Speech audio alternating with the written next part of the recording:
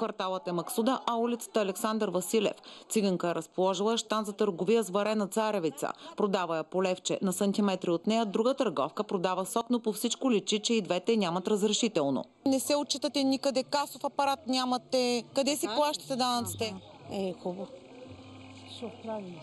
Добре, от колко време ги продавате? Сега вчера взимах. От вчера насам, ако някой се е отровил? Няма няма. Той е проблем моята.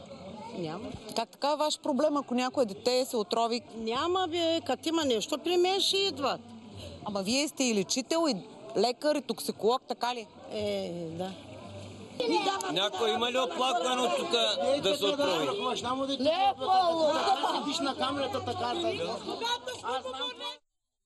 Моментално подаваме сигнал в полицията, но в това време продавачката на наливно безалкохолно успява да скрие стоката си.